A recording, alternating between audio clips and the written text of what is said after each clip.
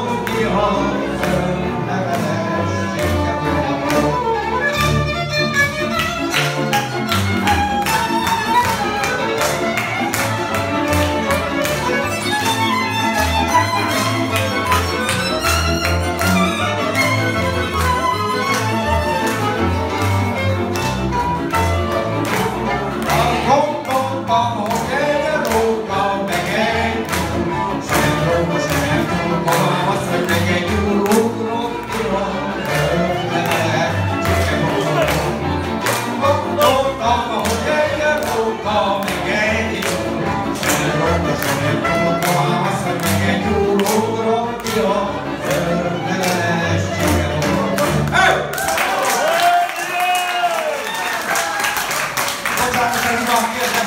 Igyekszem majd készülni, hogy lesz rá lehetőségem, hogy jó este velünk egészséget, a minden zenész barátainknak, segítségemnek, tehát mindenféleképpen próbálok én megfelelni az elvárásoknak, de azért teszem elnézést. Lajoskám, itt debütáltál nálunk. Főnök úr, meg van elégedve? Meg van elégedve. Na, gratulálunk, Lajos, köszi. Most már jöttünk. No, és akkor hadd mondjam még el azt, hogy a Lajost elkísérte a kedves felesége, a Veronika. Kérlek, állj föl, Veronika, te is, hogy lássanak téged, gyere ide, ide.